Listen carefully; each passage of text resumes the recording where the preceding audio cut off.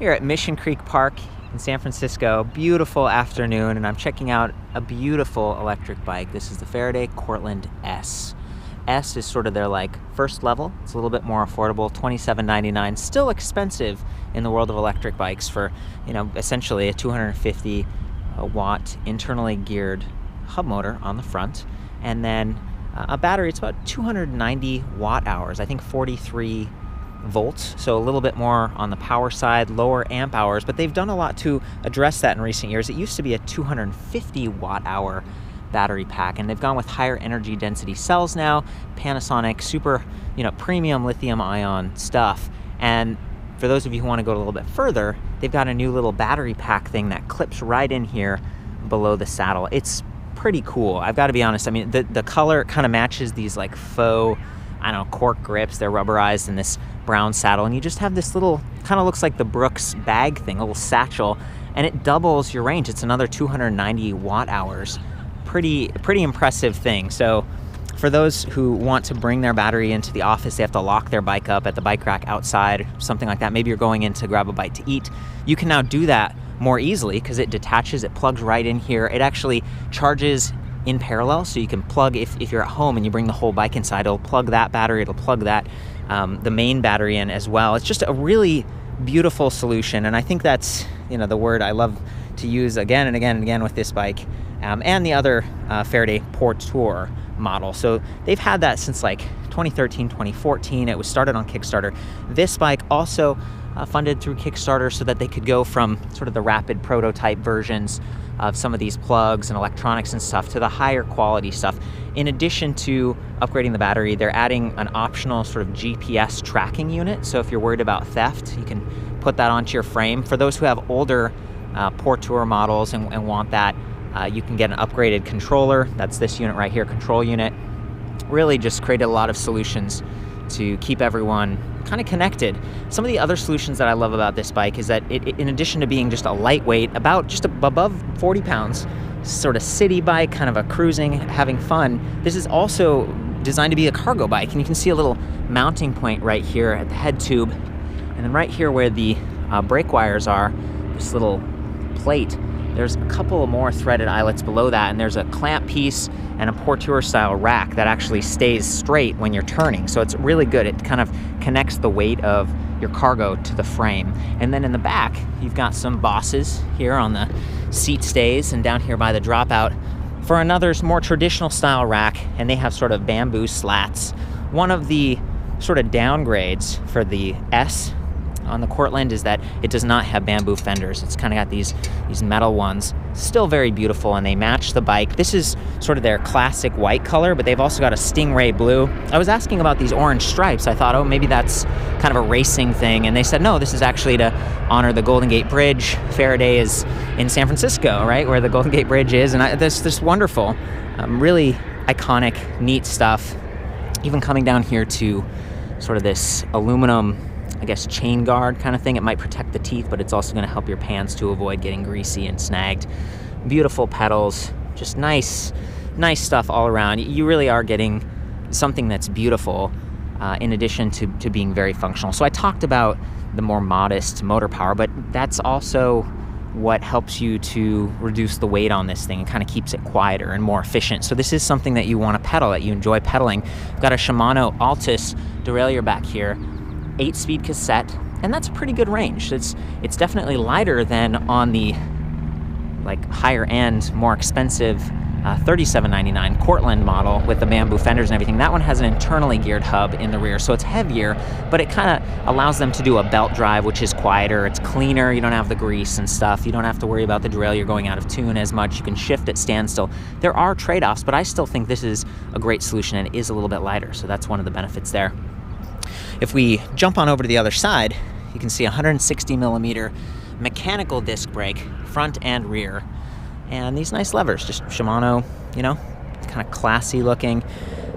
The higher level Cortland, it has hydraulic brakes. So, mechanically here, it's certainly very capable, and they actuate really smoothly I didn't have a problem with that. When we talked about the fender or the rack for cargo up front, the rear rack is designed to work with, child seats. Sort of has, if you take off the bamboo slat, it has like a little hole and you can put the car seat right there, or the bike seat, I guess is what it, and the child sits right there. It's beautiful. So when you have that much additional weight, the weight of a child or cargo, it is nice to have disc brakes front and rear. I think they stay cleaner if you're riding through water or muddy streets.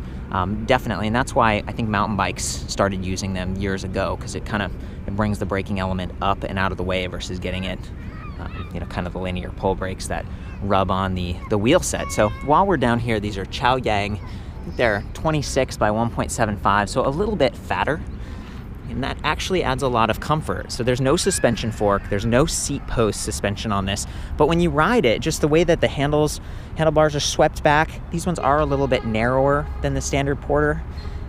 You're kind of upright, and they even have sort of a head tube extender, so you can bring them up even higher if you want to. They have 2 frame sizes on this bike. You can really dial it in. Ultimately, what you get is something that you can easily step over. If I did have like a child seat on this or some extra cargo, I could really just kind of steady myself on the bike, and I like that a lot. I'm not especially tall, I'm like 5'9", and being able to stand over the frame and kind of manage that weight is good. The other thing that I noticed about their frames, this is a chromoly steel frame.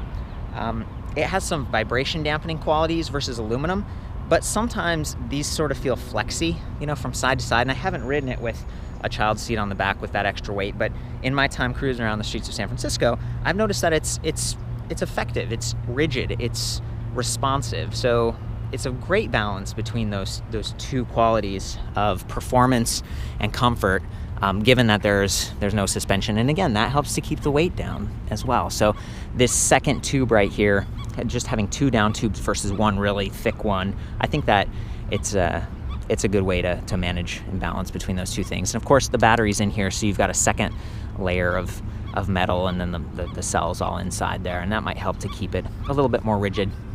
These 2 tubes sticking out the back, that's sort of a stylistic choice, harkening back to the original Porter.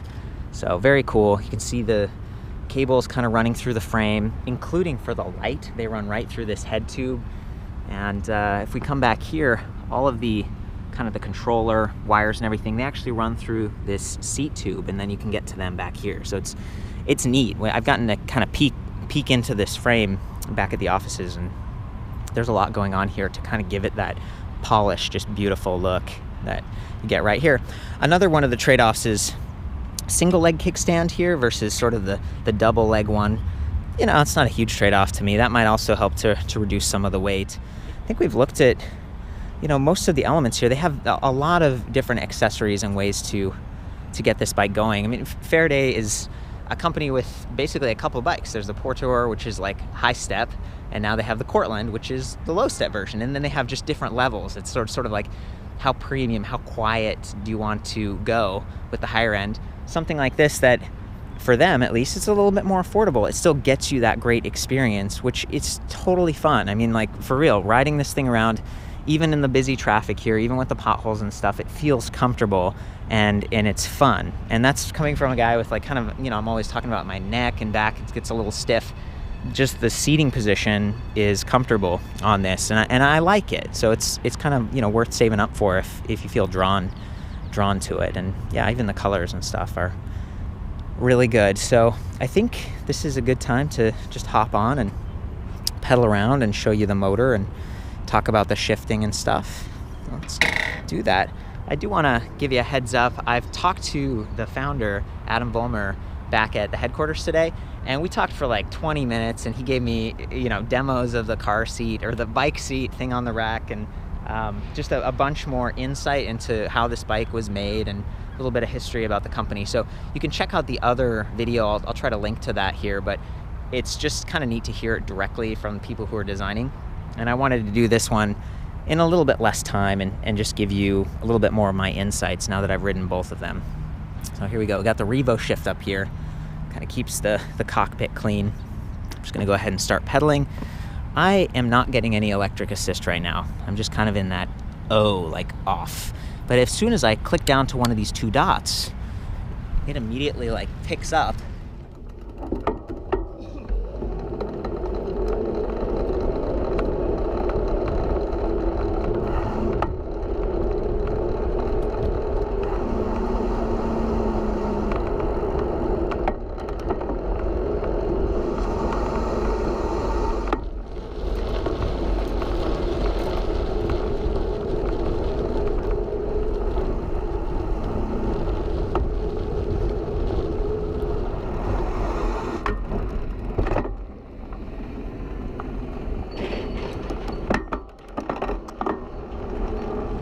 And that torque sensing bottom bracket just propels me forward. You know, it sends the signals to the motor and everything. It's very cool. In order to get this thing going, I should point out, you do have to press kind of an on-off button on this back control unit, and then to turn it off, you hold it for a few seconds. So that was something it took me a little bit of trial and error to figure out. But the light is on sort of all the time by default. That's another one of the things that you can adjust with the app. The smartphone app is just so cool. I mean, you can actually turn down the speed if you want to. You're someone who doesn't need to go so fast. You're in crowded traffic type of areas or with people, maybe at like a craft fair or something. You turn down the speed and the bike's not gonna overwhelm you. For other people who wanna go faster, I think in the future you'll be able to go up to like 28 miles per hour, like a speed pedal at class 3. So it really makes this versatile. You even get kind of, I guess, the option to adjust the power output that's happening, so it can be a little more efficient and conserve some of the battery.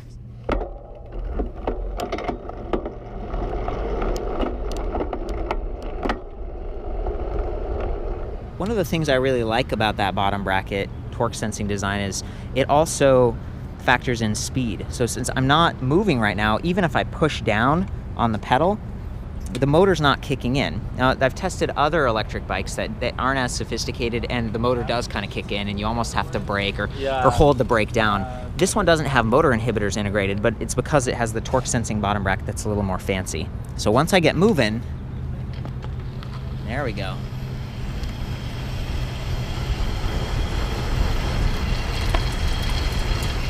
Takes right off. And it's super quiet. You know, it reminds me of like a Prius or electric cars. It's not like a low rumbling. It's kind of more of a high pitch, like wah, kind of a whir. It's definitely quieter than a lot of the electric bikes that I test, but you still get enough power, at least for me. You know, I weigh 135 pounds. I have no problem climbing hills and stuff, and especially with that turbo mode there and using the app, you can dial it in. I've never felt like this wasn't powerful enough for what it is. You know, it's not a mountain bike. It's the kind of bike that you cruise around the city with, and maybe your neighborhood. You could totally commute with this thing. It's sort of like a bicycle taken to the next level. So these are some of the cool accessories. You can see this sort of ABIS lock on this leather satchel thing, and then this awesome bell, just super crisp. I've got Michael. Hey, how's it going, buddy? Back on the Cortland. He's gonna ride a little bit and just show what the body position looks like and that kind of thing. Love the little lights. Yeah.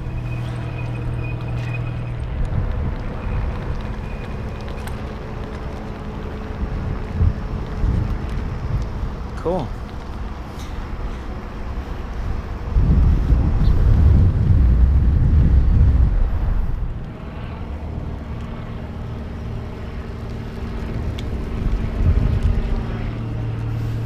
And if you look at the top of that little dial there, it's got something called e-ink, which basically just gives you a general idea of how much battery capacity is remaining.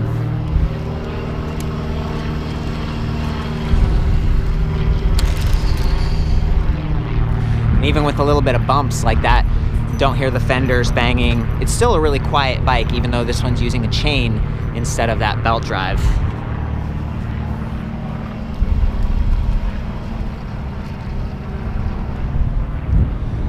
Nice. Well, I think that's about it. You know, it's been fun checking these bikes out and getting to follow the story of Faraday and seeing them ramp up and expand to more locations, parts of Europe in particular, where people were excited about this bike, where they commute more frequently and stuff. It's definitely something beautiful. So for the full write-up on this and other sort of city-style electric bikes, see you back at ElectricBikeReview.com. Ride safe.